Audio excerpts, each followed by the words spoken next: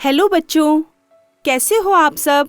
आज हम आपके लिए एक और नई कहानी लेके आए हैं जिसका शीर्षक है शेर और बंदर। चंपकवन बहुत ही घना वन था।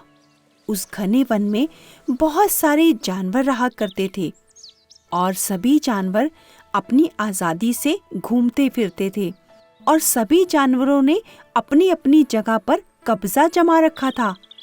वे नहीं चाहते थे कि हमारी जगह पर कोई और जानवर आए, इसीलिए सभी जानवर अपनी अपनी जगह पर कब्जा जमा कर बैठे थे।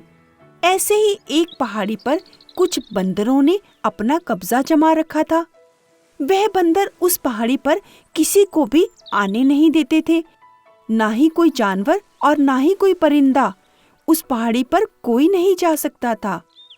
लेकिन एक दिन क्या हुआ? एक दिन उस पहाड़ी पर भीमा नाम का शेर आ गया। अब उस शेर को पहले तो देखकर बंदर डर गए, लेकिन कुछ निर्भीक होकर वह उस शेर के पास गए और उससे बोले कि आप हमारी पहाड़ी पर क्यों आए हो? यहाँ पर हमारा कब्जा है और हम किसी को भी यहाँ आने नहीं देते।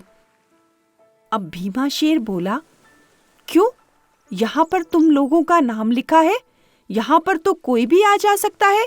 यह जंगल सभी जानवरों का है और शेर तो पहाड़ी पर ही रहा करते हैं और बंदर अक्सर पेड़ों पर। तुम जाकर अपना पेड़ पर कब्जा जमाओ, यह पहाड़ी मेरी है। अब जब यह सब कुछ भीमा ने बहुत गुस्से में कहा तो सभी बंदर डर गए और वापस अपने पेड़ पर आ गए और सब यह सोचने लगे कि अब इस शेर को यहाँ से कैसे भगाया जाए। लेकिन शेर भीमा तो बहुत रौब से वहां रहने लगा और सभी बंदर उसको भगाने की योजना बनाने लगे। सभी बंदरों ने शेर को तंग करना शुरू कर दिया, लेकिन भीमा ने उन बंदरों को कहा, देखो, मैं तुम सबको तंग नहीं करना चाहता, लेकिन तुम लोग मुझे परेशान कर रहे हो और मैं नहीं चाहता कि तुम्हारी इस परेशानी से मैं परेशान हो जाऊं और तुम सबको खा जाऊं। अब सभी बंदर डर के अपने पेड़ पर वापस आ गए, लेकिन वह मानने वाले कहाँ थे? उन सबको तो भीमा को वहां से भगाना था। अब भीमा के पास एक चतुर लोमड़ी आई और भीमा को बोली, भीमा शेर, यह बंदर आपको भगाना चाहते हैं। मैं इन बंदरों की सारी योजना जानती हूँ। यह बंदर आपको भगाने की योजना बना रहे हैं। अब भीमा उस लोमड़ी से बोला, कोई बात नहीं, मैं तब तक इन लोगों को तंग नहीं करूंगा जब तक यह मुझे तंग नहीं करेंगे। यह मेरा इन सबसे वादा है। लेकिन अगर इन लोगों ने कोई भी शैतानी की या कोई भी ऐसी हरकत की जिससे मुझे परेशानी हुई तो मैं इन सबको खा जाऊंगा। अब लोमड़ी बड़े ही मीठे स्वर में बोली, हाँ भीमा, बिल्कुल ठीक कहा तुमने। अब अगले दिन भीमा उस लोमड़ी से बोला कि मुझे बहुत तेज प्यास लगी है, मुझे पानी पीना है।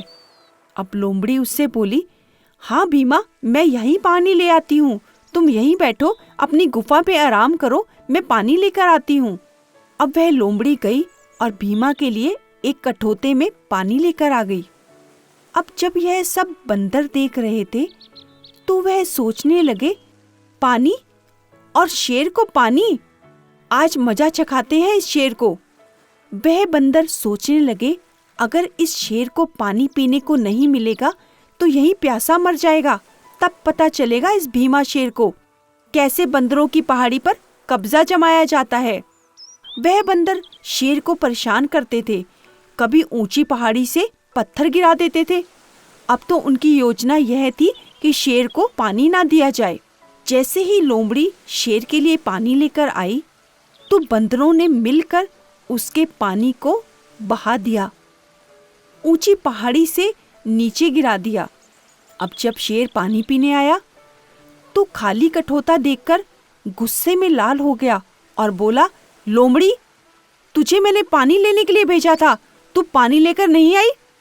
लोमड़ी बोली, नहीं भीमा, मैं पानी लेकर आई थी, फिर ये पानी कहाँ चला गया? नहीं, मैं तो पानी लाई थी। अब भीमा अपनी गुफा में वापस आ गया। लोमड़ी फिर से पानी लाई और फिर से बंदरों ने गिरा दिया। अब लगातार जब 2-3 बार ऐसा हुआ तो लोमड़ी समझ गई कि लगता है ये चालाकी बंदर कर रहे हैं। उसने भीमा को कहा, भीमा देखो, इस बार मैं फिर से पानी लाई हूँ और हमें गुफा के अंदर छुप कर देखना चाहिए कि कहीं ये बंदर ही पानी गिरा रहे हैं। यह पानी सभी बंदर गिरा रहे हैं। फिर भीमा और लोमड़ी ने छुपकर गुफा के अंदर से देखा तो सही में वह सारा पानी तो वह बंदर गिरा रहे थे। अब भीमा ने यह सब कुछ देखा, वह फिर भी चुपचाप देखता रहा और उन बंदरों को कुछ नहीं कहा। अब यह सब कुछ बंदर देख रहे थे और आजकल तो भीमा बहुत जल्दी शिकार करके आ जाता था और शिकार करके खाता और अपनी गुफा में सो जाता और लोमड़ी उस भीमा के लिए पानी लेकर आती, लेकिन वह पानी तो बंदर गिरा देते थे। यह सब कुछ लगातार होता रहा और बंदर सब यह देख रहे थे कि भीमा कुछ कह क्यों नहीं रहा, और उसने तो हमें यह सब कुछ करते हुए देख भी लिया है। सभी बंदर हैरान थे, लेकिन एक दिन जब बंदरों से रहा नहीं गया तो वह बंदर इकट्ठे होकर भीमा के पास आए और बोले, भीमा, हम सब तुम्हारा पानी रोज गिरा देते हैं और तुम कुछ कहते क्यों नहीं?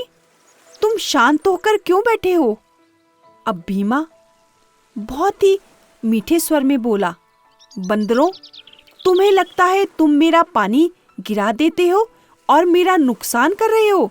नहीं, क्या तुमने यह सब कुछ ध्यान से देखा कि तुम जहाँ पर पानी गिराते हो वहाँ पर पहले बंजर भूमि थी और तुम्हारे पानी गिराने से वहाँ की भूमि हरियाली हो गई, वहाँ की भूमि में घास उगाई और उस घास को जंगली जानवर चरने के लिए आने लगे और मेरा तो फायदा हो गया।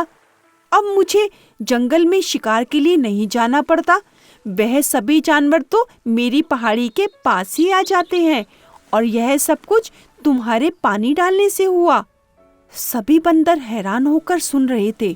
अरे, हम तो शेर का नुकसान कर रहे थे और यह तो उसका फायदा हो गया। भीमा बोला, देखा, मैं तभी तुम लोगों को कुछ नहीं कहता क्योंकि तुम नुकसान के साथ साथ मेरा फायदा कर रहे हो। और बंदर बेचारे छोटा सा मुंह लेकर अपने पेड़ पर चले गए। और फिर उस दिन के बाद बंदरों ने शेर को परेशान करना छोड़ दिया। देखा बच्चों, यहाँ पर बंदर बड़ी चालाकी से भीमा शेर को भगाना चाहते थे, लेकिन शेर बहुत समझदार था, शांत था और उसने उनकी चालाकी से अपना लाभ उठा लिया और उन बंदरों को बड़ी शांति से उनका जवाब दे दिया। इसीलिए वह बंदर चुपचाप अपने पेड़ पर वापस चले गए और फिर उसके बाद उन बंदरों ने किसी को भी परेशान करना छोड़ दिया।